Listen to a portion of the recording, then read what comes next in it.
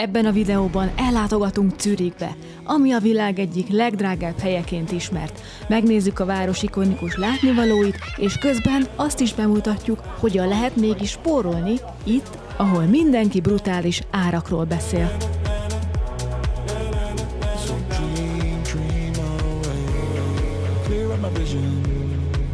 Jiu-Jitsu Sisters. Megérkeztünk Zürichbe, és akkor most meg fogjuk nézni a két ördöggel a várost.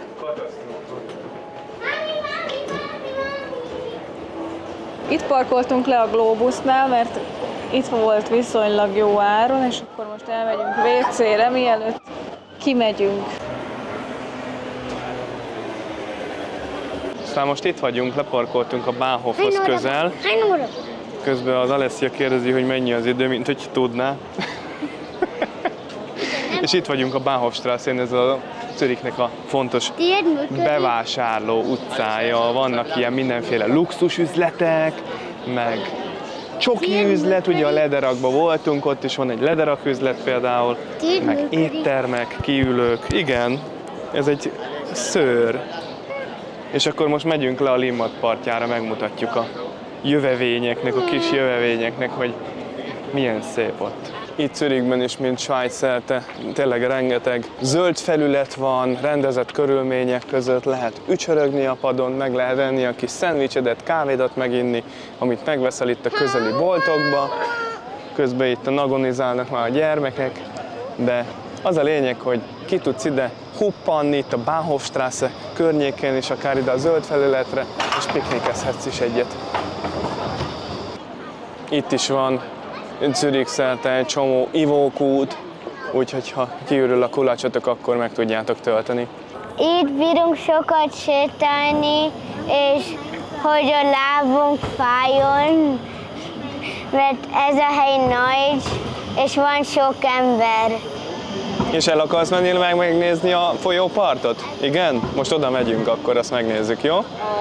Ez itt a Bahnhofstraße, ami a zürichi főpályaudvartól a Bürkliplatzig tart, 1,4 km hosszú, és a világ egyik legdrágább utcájánként tartják számon. Középen megy a villamos, és a két szélén pedig különböző üzletek találhatóak. Itt vannak itt csoki üzletek is, vannak különböző luxus üzletek, Chanel, Louis Vuitton, és hogyha nem is vásárolsz, de érdemes itt körülnézni. Mondjuk egy jó csoki üzlet, Nikol? Most pedig sétálunk az egyik legrégebbi zürichi utcában, a Rennwegen, ami arról kapta a nevét, hogy a középkorban középkori felvonulások haladtak itt keresztül, illetve lóversenyek. És most pedig butikok vannak itt, polgári házak, gyönyörű, szép, színes épületek, nagyon jól néz ki. Jó hideg víz. Megmostam a kezem. Jó hideg víz. Ide is beleteheted a kezed. Van egy méhecske. Az darázs. Én szeretem a hidet. I'd say it's obvious you're fed up somehow. Been hesitating, pulling away when all that you're trying to do is ease my mind. Ooh, serves me right for being way up in my head and never let you inside. Ooh, fuck my life, I wanna try to make it better, but I don't know. Ez itt mögöttem a Limmat folyó, ahol 2 héttel ezelőtt pezsgőztünk a parton az egyik kedves nézőnkkel, és köszönjük szépen a meghívást, és amögött pedig van a Grossmünster, ami Zürichnek az egyik jelképe, és van egy hozzáfűződő legenda is, miszerint Nagy Károly megállt itt a lovával, letérdelt, Szent Félix és Regula sírjánál, és akkor azért építették ezt a templomot. Ott vannak a kacsák, le ne essél, mert megesznek téged is a kacsák.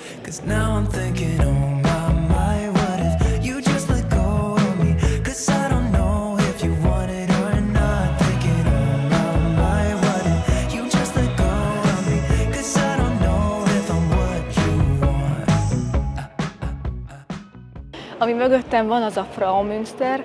Nagyon régen, a 9. században épült, és akkoriban arisztokrata nők bencés kolostora volt. Nem sokára odaérünk a Zürichi tóhoz, és utána még tovább fogunk menni, mert elmegyünk a kínai kertbe, ami körülbelül, hogyha gyalogolsz innen a Fraumünstertől, akkor olyan 25 perc alatt simán odaérsz, és amúgy érdemes elmenni, mert nagyon szép. És akkor itt van egy szabad fürdő, ahol igazából a Limatba tudsz fürdeni, de ugye nem a külső részén, tehát nem ide jönnek ki az emberek, hanem belülre mennek. És 8 frankba kerül, hogyha valaki erre vetemedik, és elmegy fürdeni. Lehet, hogy valaki csodálkozik, hogy most minek megy el az ember ide befürdeni. Hát de nézzétek meg, hogy milyen szép tiszta a víz, és konkrétan lehet látni az alját. És nem csak ezen a részen fürdenek természetesen, hanem arrébb is, ahol már a Zürichnek a kertvárosi része van. És az azért jó, mert ott ingyen tudsz bemenni. És ott rengetegen szoktak lenni hétvégén. Hagy pihenjenek. Nézd, ott a hattyú fölül. Nem szabad elijeszteni. Nézd most, hogy kinyújtózkodott, oda nézd.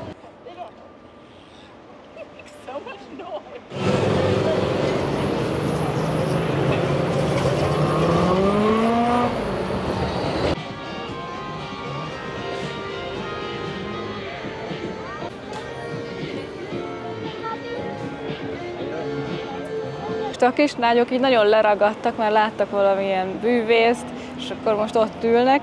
Mi meg addig kicsit előrébb sétálunk, itt vagyunk most már a Zürichi tó mellett, egészen pontosan. Ott jönnek már. Jönnek? Na, akkor meglátták, hogy előrébb jövünk, akkor ők is szeretnének jönni. Ők is kíváncsiak a kínai kertre, mert mondtuk nekik, hogy vannak ott kacsák, úgyhogy most szeretnék látni a kacsákat.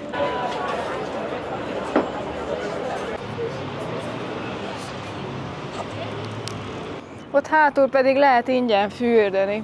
Úgy, hogy itt oldalt bejössz, ahol a kis tacsi, és akkor így beúszol a stégekre. Szépen itt a tiszta vízbe. Kacsák mellett el, és akár oda mehetsz is napozni. Tök jó. Kis kacsa, vagy valami kis madár, még fióka. Hát, hogy annak a merülő madárnak a kicsi változata. Itt a Bádutókájnál is, konkrétan a Zürichi tó mellett is van ingyen WC, szépen el lehet menni, el tudod végezni a dolgodat.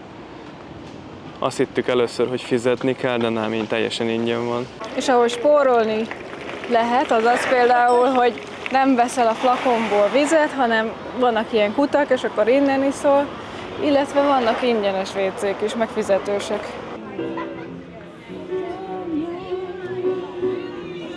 Közeledünk a kínai kerthez, ez lesz itt a bejárata, és mellette pedig van egy játszótér, előtte pedig egy park, ahova ki lehet feküdni a Zürichi tóhoz. Miután mondjuk kijöttél a Zürichi tóból, hogyha úszni van kedved, akkor arra is van lehetőség.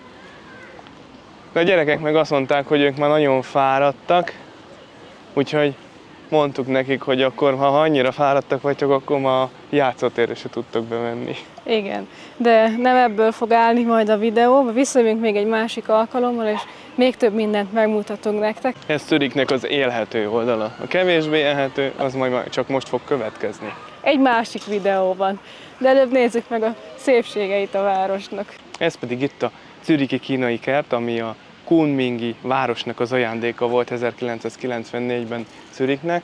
Dél-kínai stílusban van felépítve és megépítve ez a kert. Gyönyörű, szép belülről is, mindjárt meg fogjuk nézni, ingyenes a belépés, és a halhatatlanságot hivatott szimbolizálni. Gondoltátok volna, hogy ilyen is van Zürichben?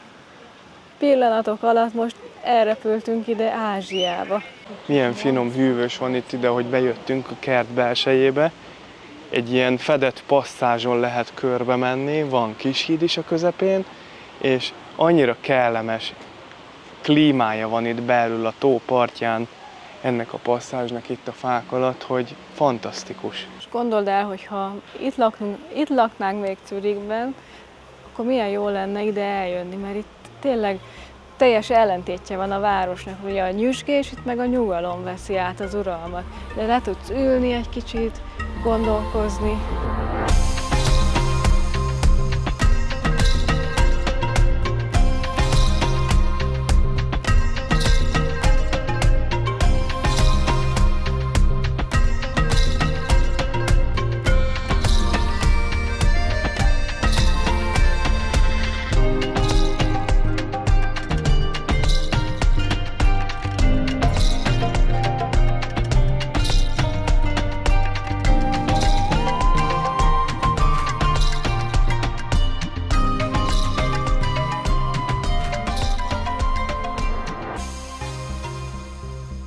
most pedig megyünk megkóstolni Svájcnak az egyik legjobb sült kolbászát.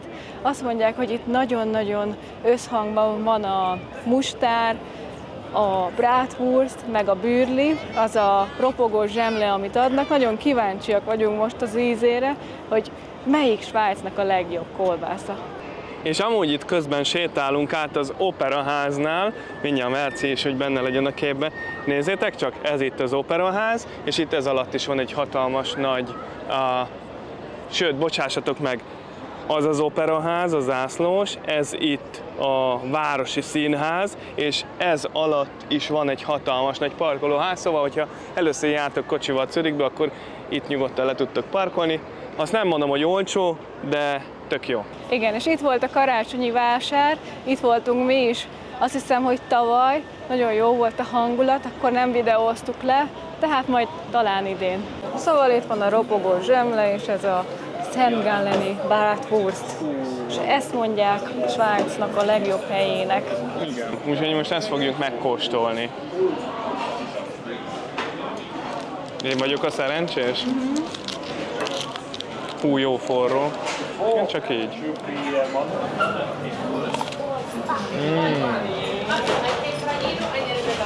Ez ilyen fehér kolbász. Oda néz, milyen sül. Fehér kolbász? Én is megkóstolom. Ez, amit a Merci mondott, hogy a mustártól az embernek a könnybe lábad a szeme.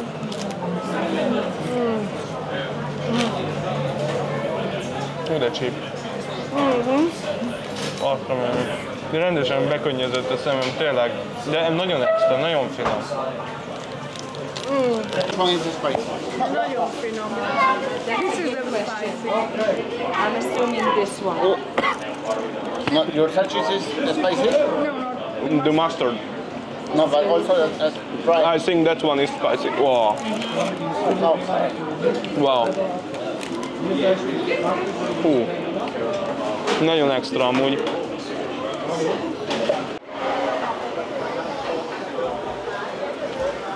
Mindenki megette a kis kolbászát, és akkor most visszasétálunk az autóhoz, mert a kislánykák elfáradtak. Amennyire sok energiájuk volt így a kezdetekkor, most annyira eltűnt, úgyhogy ahogy mondtam, majd egy következő videóban folytatjuk, hiszen Zürichbőben lehet még nekünk látnivalókat.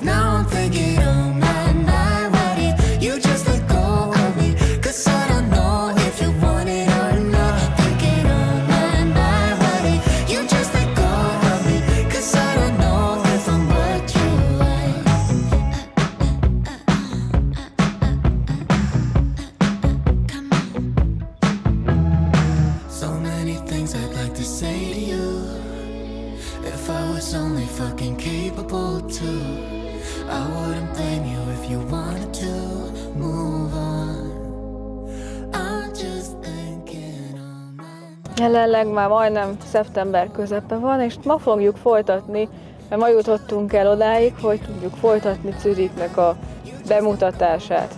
De előtte elmegyünk házi tojásért, mert kaptuk az infót, hogy van egy hely, ahol 12 darabot lehet kapni, 3 frankért, és az elég jó ár, ráadásul házi, úgyhogy ha beválik a hely, akkor mindig onnan fogjuk majd hozni. Múltkor errefelé bicikliztünk, és akkor nem találtuk meg. Gondoltuk, hogy most ha kocsival jövünk, akkor mert most már részletesebb leírást kaptunk a helyről, de hát még egyelőre így se, pedig itt van a répaföld. Vannak nekik bárányaik is, ők is itt legelésznek. Itt lett volna a tojás, de sajnos nincsen annyi most jelenleg, hogy el tudjon belőle adni, hiszen fix kuncsaftok vannak ilyen áron, persze, hát ki ne szeretné a tojásokat. Most tojásvadászat van itt a környéken, ahol látunk tyúkot, ott megállunk, de hát itt nincs. Természetesen nem adjuk fel, úgyhogy egy újabb helyre jöttünk. Szia! Itt vannak a tojások, ugyan nem annyiért, amennyiért akartunk, de most mára legalább találtunk. A keresés viszont majd folytatódik, mert tojást könnyű találni, de házi tojást jó áron nehéz találni. Itt álltunk meg a Helvétia placon, körülbelül a parkolás óránként 4 frankba kerül. Szóval, hogyha autóval jöttök be a belvárosba, és egy egész napot itt szeretnétek tölteni, akkor relatív drága. Érdemes a külső városrészen leparkolni, és akkor megvenni ezt a 24 óráig érvényes Zürich kártyát. Ez pedig itt már a Langstrasse, egy elég érdekes utca, egy bulizó utca, rengeteg diszkó, illetve ilyen pub beülős hely van itt, és sokan itt Zürichben és sokan itt a városban ezt Zürich pöcegödrének is hívják, hiszen vannak itt azért érdekes dolgok. És ide is értünk itt a Bahnhofstrassén a Sprüngli kávézó és mintabolthoz, ami egy ilyen tök ikonikus hely itt a Bahnhofstrassén, és a legnagyobb védjegye ennek a Sprünglinek a Luxemburgerli, amit úgy tudnánk leírni, hiszen mi már kóstoltuk, mint egy makaron úgy néz ki, csak kisebb. Tömzsibb, hiszen több benne a krém, és ez a Sprüngli a csokoládé készítés egyik királynőjének tekinthető itt Svájcban. Vannak ugyancsak itt csokik bent, illetve különböző pralinék és trüffelek. Ezeket is meg fogjuk majd mindjárt nektek mutatni, és szeretnénk itt elfogyasztani egy kávét is, hiszen nagyon jó kis helyen van, és valószínűleg még ebből a Luxemburgerliből is fogunk egy pár darabot venni. Az 1800-as évek elejére nyúlik vissza amúgy a cégnek az alapítása, amikor még a Lindt és a Sprüngli egy hatalmas nagy családi birodalomnak a része volt. És ezt a kávézót, illetve ezt a márkát én a bécsi Demel cukrászdához tudnám mondjuk én hozzá hasonlítani. És vannak itt is a lederakhoz hasonlóan ezek a hatalmas nagy táblák, és akkor szépen széttörik, és el lehet fogyasztani. Itt a zsákmány. Mindjárt kinyitom, ha sikerül. Itt van, hogy Luxemburgerli. Szépen be van pedánsan csomagolva. Itt vannak a kisbabák. Nagyon finom, sokkal puhább, mint a makaron. Gyere! Ugye milyen finom, puha, krémes, nagyon ízlik. Kóstoljátok meg! Itt ülünk a padon. És csak annyit hallok, hogy így nézem, hogy most akkor merre megyünk. Ugye a mehetőség nagyon ízlik neki. Eddig nekem a málnás ízlik a legjobban.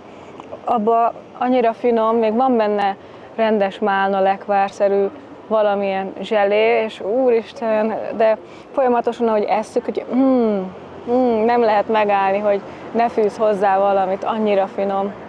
A pezsgős is egyébként. Amit nem vettünk, az a csokis, vaníliás, pisztáciás, és még egy... A brownie. Igen, ezeket nem vettünk, mert nem szeretjük, csak inkább az ilyen gyümölcsösöket, de gondoltuk, hogy megkóstoljuk a pezsgőset, hiszen az egy különlegesség. Itt vagyunk a Limmatnak a partján, sétálunk most szépen a Fraumünster irányába, és itt van a belvárosban egy Lidi néni. Most vettük észre, hogy itt van ez a kis Lidi, de be kell majd mennünk, de most még nem akarjuk magunkkal cipelni a cuccost. És már beszéltünk arról, hogy mi az egyik módja annak, hogy spóroljál, hogyha a világ egyik legdrágább városába jössz a parkoláson, hogy például nem a belvárosban állsz meg, hanem a közelben lévő egyik parkolóba, és akkor bejössz egy tömegközlekedési eszközzel. Aztán a következő módja, hogy ha megéhezel, akkor választhatsz választhatsz a menük közül a különböző éttermekben, mert azok is vannak ebédidőben, vagy elmehetsz a Coopba vagy a Migróba venni magadnak valami kaját. Aztán, ha esetleg nem veszed meg magadnak a tömegközlekedésre a jegyet, akkor biciklivel is körbejárhatod, vagy rollerrel, és hogyha szeretnél hajókázni a folyóparton, nem kell magadat egy turistahajóra befizetni. Itt van ugye a Zürichi BKW, azaz a ZVV, magyarul ZVV-nek van leírva, és akkor tudsz a Zürichi tavon, vagy itt a Limaton is hajókázni, és akkor szépen ugyanaz a látvány fog téged fogadni, és még nem is kerül annyiba. Illetve, hogy a Svájcban vagyunk, és itt a víz az kiváló minőségű, szóval, hogyha egyszer már vettél magadnak egy palack vizet, vagy éppen van nálad egy kulacs, akkor csak odamész valamelyik kúthoz, szépen megtöltöd, és ballagsz is tovább. Fraumünster az ugye azt jelenti, hogy apácák kolostora, és nem hiába ez a neve, hiszen a 732-ben királyi apáca kolostor lett itt alapítva, és ez Zürichnek tulajdonképpen a bölcsője. Nem hiába áll meg minden városnéző kisvonat vagy kisbusz itt, illetve a túrák sem, hiszen ez egy monumentális templom, ott a másik oldalon pedig a Grossmünster, itt vagyunk a Limmat partján, a Zürichi tó partjához közel, és Marc Chagall is festett ide különböző ablakokat, ugye a híres festőművész, illetve szobrászművészeknek a híres alkotásai is megtalálhatóak itt. És akkor ő pedig itt a Grossmünster, ez itt a bejárata, és ő a nagy testvére a Frau Münsternek. Zürich a svájci reformációnak az epicentruma, ugyanis az 1500-as években itt prédikált Zwingli, aki egy pap volt, és ő nem követte a katolikus egyháznak a liturgiáját, hanem saját maga kezdett el prédikálni, és saját maga kezdte el értelmezni szóról szóra a Bibliát. Szintén itt Zürichben történt az a bizonyos kolbász eset, amikor nagyböjt idején elkezdtek kolbászt tenni az emberek, a zürichi úri népek, és akkor azt mondták rájuk, hogy ők megszegték a szabályokat, megszegték a nagyböjtöt. Erre jött Zwingli, és azt mondta, hogy a Biblia nem írja le szóról szóra, hogy tilos húst tenni, és ez volt az a bizonyos reformáció nyitány. És így, ahogy a Grossmünstertől most itt ilyen kis sikátorokba, kis passzázsokban megyünk végig, megtaláltak kis üzletek, kis kiülő éttermek, bárok, kávézók, ez is olyan tök hangulatos. És persze a színes házak is. Hétvégén pedig nyüzsög az élet ezeken a helyeken, főleg a bárokban. Ez például egy tipikus spanyol kis étterem, itt a sikátorban. Ez ilyen inkább borozó. Ja, nem biztos, mert van benne rendes izé is. Tapaszozó, tapaszbár. Hogyha az ember itt sétálgat a sikátorok közt, akkor egy kicsit elfeledkezik róla, hogy hol is van. Hát Zürichben, de egyáltalán nem úgy látod, hanem inkább egy ilyen kisebb városnak, amikor itt vagy. És amúgy az érzés sem olyan, hogy egy ilyen nagy városban vagy, hanem tényleg egy ilyen kis vidéki hangulatod van itt. Itt is van tuk-tuk, itt is lehet menni. Ez a zürichi tuk-tuk, ez azért valamivel kulturáltabban néz ki, mint Tájföldön, nem? Aha, ezek viszont elektromosak. Szóval ehhez a siklóhoz tartunk éppen, mert ezt a helyet kevesen látogatják meg a turisták közül, viszont a helyiek annál inkább szeretnek oda menni, főleg szintén hétvégén. Innen megy, megnézzük, hogy mennyi a jegy. És azért mondtam, hogy a helyiek előszeretettel használják, hiszen ez egy tömegközlekedési eszköz, ami felvisz a hegyre. És itt van a zürichi főpályaudvar, tehát hogyha vonattal jöttök egy másik városból, akkor valószínűleg ide fogtok megérkezni. Akár Budapestről is el tudtok ide jönni, vonattal, tök jó. Igen, de hogyha jegyet vásároltok, akkor nyilván, hogy inkább a február, meg a január az, ami nem olyan drága, tehát szerintem próbáljátok meg azt, hogy akkor jöttök, hogyha először jöttök ide Zürichbe. Igen, a másik tipp pedig, ha vonatjegyet szeretnétek venni, és mondjuk a nappali vonattal, nem az éjszakaival jöttek, akkor mindenképpen az ilyen spórolós, tehát a spársínét vagy spártiketet vásároljátok meg esetleg egy kevésbé frekventált felkapott időszakban, akár a hétközben, és akkor viszonylag olcsón ide fogtok tudni jönni. Akár már 90 frankért is. Arra emlékszel-e, amikor itt álltunk meg a pályaudvar közelében, és meg akartak büntetni, mert nem volt nálunk pénz, és akkor próbáltuk átváltani azt, amink van. És akkor meg akartak büntetni, mert valamennyire kifutottunk az időből, és akkor azt mondtad, hogy édes, soha többet nem fogok jönni. Ahhoz képest meg most itt laksz. Mi ebből a tanulság? Soha ne hozz elhamarkodott öntést. Igen, meg amikor ideges az ember, akkor mond olyanokat is, amit esetleg lehet, hogy nem is úgy gondol. Pozitívum legyen, hogy nem büntettek meg, hanem megértették, hogy külföldi rendszám látták, és azt mondták, hogy nincs semmi baj, akkor menjünk tovább. mert amúgy is mentünk volna. Ha tetszett ez a videó, akkor lájkoljátok, iratkozzatok fel a csatornára. Ha nagyon tetszett, akkor meg is oszthatjátok. Találkozunk a következő részben, amiben bemutatjuk nektek Svájcnak a másik oldalát. Sziasztok!